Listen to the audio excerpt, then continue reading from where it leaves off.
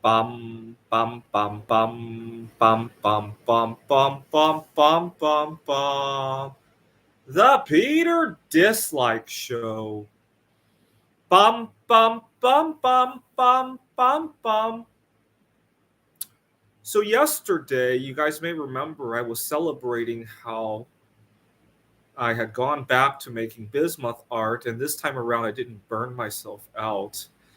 And I spoke a little bit too soon. I did a couple more nights of all nighters doing bismuth art, and I today I needed to talk to somebody at work, and I picked up the phone. I called my colleague, and I became very rushed. I was interrupting him when I really shouldn't have been.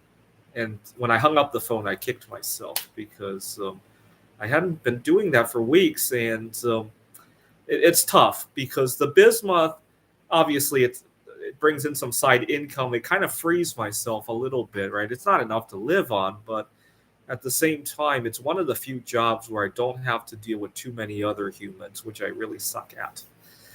The other thing I noticed is that people make personal chemistry bonds almost instantly, right? If you don't click the first time you see somebody, you're going to have an uphill battle. I think that's what I experienced at my last job. I had a boss who didn't click with me. And so when I had personal matters, he kind of, they didn't hit him very hard. He didn't take them seriously.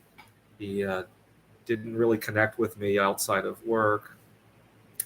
Now, one thing I do have to work on. So the personal chemistry, I really can't change that, except for maybe try to compensate for it in some other way.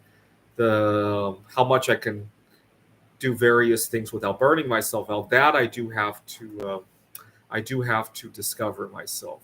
That has been a big problem. The problem with bismuth art is that you get into this momentum that when things are going well, like strike when the mantle is hot, right? The problem is you can't really do that because you'll burn yourself out. So it's kind of a mixture of strike when the mantle is hot versus how much do I need to relax, right? That's the tricky part that I haven't really figured out.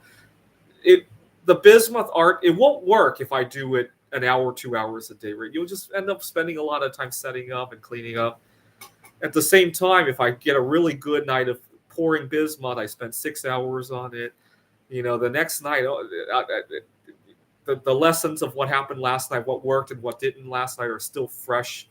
Maybe it's a matter of keeping good notes or a diary of some sort. Uh, I'll have to sort that out. I'll have to sort that out. Anyway, long story short is I got excited because I spent an all nighter pouring bismuth and I didn't have mental health problems the next day. I got too excited too soon, and so it didn't scale to a second or a third night, unfortunately. Okay, but now I know I can do it one night and not have a problem, and then I'll need a break of some sort. Now I know, so that was not a total loss. Oh yeah, the second lesson I learned is that when something goes wrong, take it as a learning experience and not, oh my god, I screwed up with that colleague. So I'm going to get some rest tonight, and then I'm going to call back the colleague and make sure I don't interrupt him and apologize to him. So that wasn't a total loss.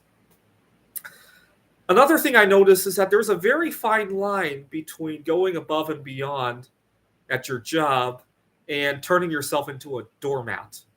So what do I mean by that? Yesterday, after I felt really good, right? I spoke too early yesterday before I burned myself out. After I felt really good, I wanted to check in with my uh, new boss and make sure that I'm not going to miss out on anything that I need before our summer semesters, because the website didn't have my summer semester information and all that. And I wanted to check in on a student who was uh, who may have had some other questions, and so I took the initiative to ask about that. And I felt really good about sending those emails, but at the same time, I realized that if I'm constantly taking the initiative, are people going to walk all over me? Because that's what happened at a previous job.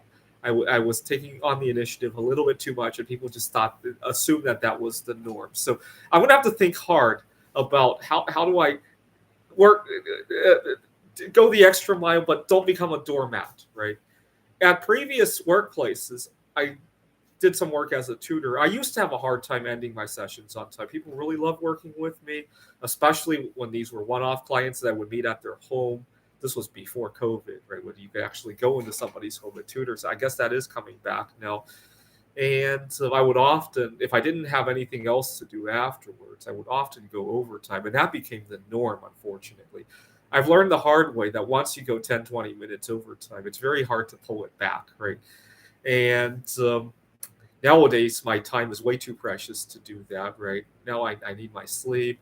I need time for meal times. I can't tell you how many times I stuff my face, sometimes in front of the students because I didn't want to leave on time. And now my sleep is really precious, my bismuth.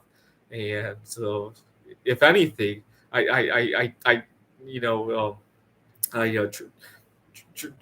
try not to show up on time anymore because, well, I don't mind showing up on time. The problem is that the need to show up on time kind of puts pressure around the rest of your schedule, right?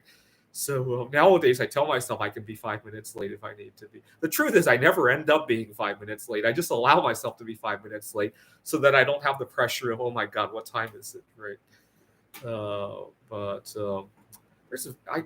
I want to go the extra mile, but I don't want that doormat to be out.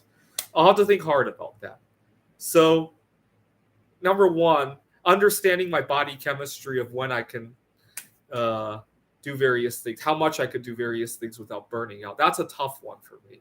I often don't understand where my burnout threshold is until I go well beyond it, right? Like how I did with the business. I really got very comfortable after I stayed up Saturday night and I didn't burn out. And then Sunday I went to see the Mario movie and I was feeling really good. And and then I came home and poured even more bismuth. And Monday I went to work. I had getting to meet several of my summer students, and then emailing my boss to find out why the information still isn't up. I want to get a head start reading about it, get the textbook, and then worrying, oh my God, did I allow myself to be a doormat? So I felt really good. So then I stayed up again pouring bismuth art. It wasn't until today when wham, it all hits me at one time. So that's a big problem. Burnout is kind of down here until it's up here, right? Burnout is kind of like how silver prices were in the 1970s, right? It's only transitory. Boom, right? And that's a big problem for me. I got to understand my body chemistry a little bit more. And I also have to titrate between how do I go the extra mile without being a doormat, right? Those are the two main things I have to worry about in the coming months. Well, actually, for the rest of my life, but hopefully I'll solve over the coming months. Right? This is the Peter Dislike Show. Bum bum bum bum bum bum bum bum bum bum bum bum. The Peter Dislike Show. Bum bum bum bum bum bum bum.